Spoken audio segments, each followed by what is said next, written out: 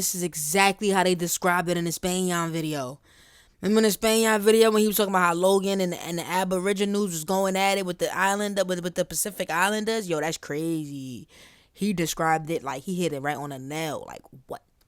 Shout out to the lads. Shout out to the lads. Hold on, one more time. Shout out to the lads. Shout out to the lads. Yo, lads, what is going on? Or, well, no, I'm going to say this. What is going on with Logan City? So, look, right? Here I am looking for videos to react to. And you guys got to spam the comments. Like, I don't only do music, all right? I do music, but, you know, I'm trying to learn my Australian culture, so I need all type of reaction videos, all types, spam them. And every time I come across a Logan video, it's always violent. Like, I need to see another side of Logan, okay? I need to see a happy side, a friendly side, a side that doesn't just show so much violence, all right? So, subscribe for the vibe. We're going to run the 4,000 subscribers. Doing, mate. Let's get to it. Doing, mate. Hope you guys are feeling good. Good evening. There's an uneasy calm on the streets of Logan after a third day of fierce interracial clashes. Police were forced to place themselves between feuding Aborigines and Pacific Islanders. Yeah, I just smelled it. I know. You're probably thinking, Titi, why the hell did you just smell it? I love the smell of a good cold one. It smells so good, don't it? Armed themselves with whatever they could. Jessica Ross is in Logan tonight. And Jess, what is the situation there now? Good evening. There's an uneasy calm on the streets of Logan after a third day of fierce interracial clashes. Police were forced to place themselves between feuding Aborigines and Pacific Islanders who'd armed themselves with whatever they could. Jessica Ross is in Logan tonight. And Jess, what is the situation there now? Well, Georgie, while it was calm this morning, we have just received some pictures from this afternoon where there has been more trouble brewing. One man has been arrested. Another 5 men were questioned by police. Police maintain. So why can't the Aboriginals and the Pacific Islanders, like, I don't know, like, get along? Like, what was happening? They didn't really give you a backstory, but let me shut up. They might. Maintaining that strong presence there at Douglas Street, which really has become a battleground over the past few days. The two warring groups have been sniping at each other, but we haven't seen anything like we saw last night, where the situation really went from bad to worse. A feud between two families tearing a community apart. Nah, this is exactly how they described it in the Spanian video. Remember in the Spanian video when he was talking about how Logan and the aboriginals was going at it with the with the Pacific Islanders? Yo, that's crazy. He described it like he hit it right on the nail. Like, what? In this turf war, they've been arming themselves with whatever they can find. Police caught in the middle, some unarmed, including Logan's top cop. At times they were outnumbered and nearly outmatched.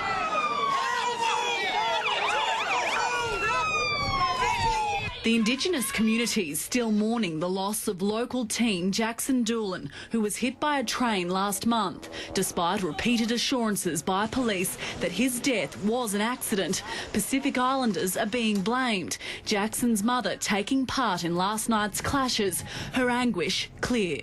I'm trying to get her back. Police managed to defuse the situation without drawing any weapons and with no arrests.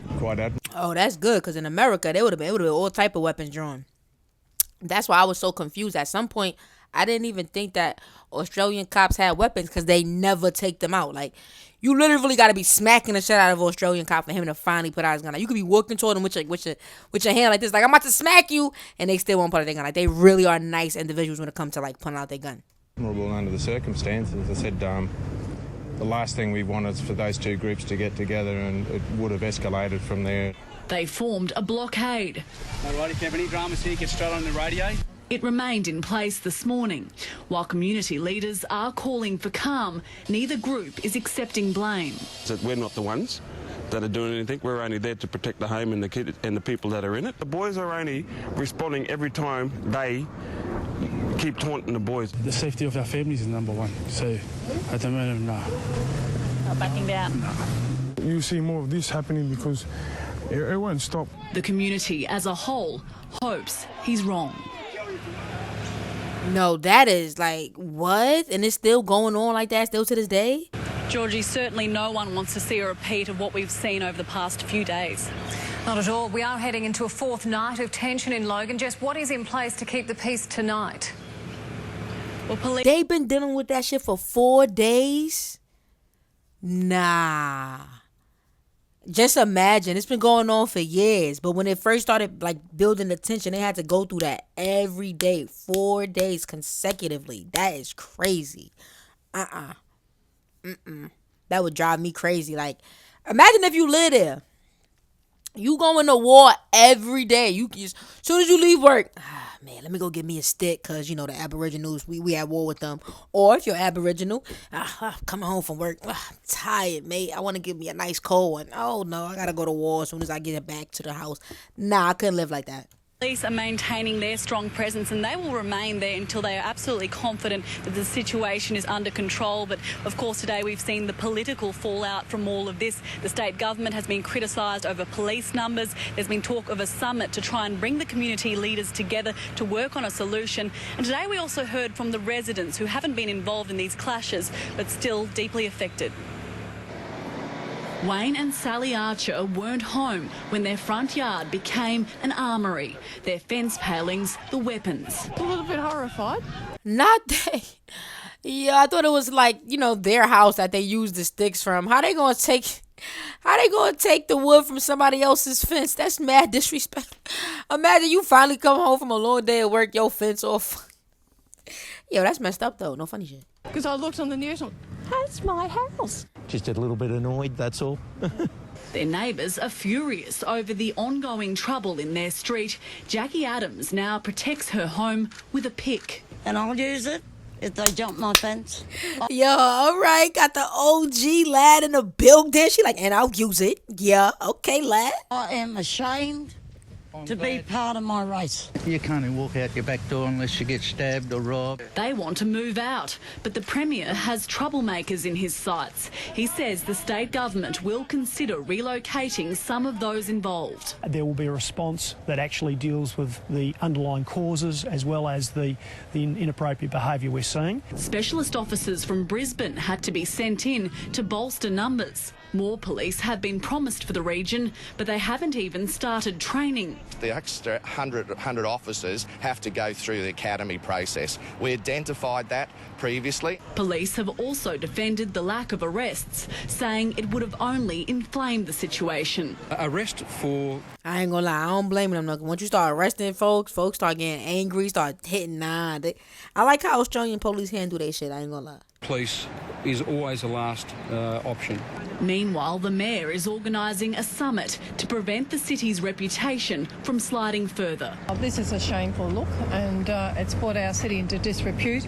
More violent scenes won't help. And Georgie, what also isn't helping is the inflammatory comments that have been made on social media. One of those from an MP, federal MP Andrew Laming, who represents the electorate of Bowman. He also covers the portfolio of Indigenous health, but he came out last night on Twitter and said that mobs tearing up Logan, did any of them do a day's work today, or was it business as usual and welfare on tap? Damn, he read them. He broke them down. Really had some reservations, some second thoughts over those comments today, and printed what we describe as a clarification on Twitter. He said, to clarify, working together to resolve these riots is the priority. Training and a chance for jobs are key. But needless to say, those comments have prompted a backlash from the community, and here's a bit of a reaction to what the Minister said, the MP said. There's a lot of disgust. There's a lot of things you can't say on camera about this fella. We should all be very cautious until we know the full facts of what's occurred. And you have Mr Lemming, a Parliamentary Secretary for Indigenous Health, seeking to inflame it. It is disgraceful. Are you alleging there's a racial... Now, we made some attempts to contact Mr Laming today, both by email and phone, but he ain't got nothing to say after he just had a mouthful. Provided no response to us. Clearly, Georgie, he's happy to let his tweets do the talking. Yo, man, this is crazy. The fact that this is still going on, man, y'all drop those comments. Subscribe for the vibe.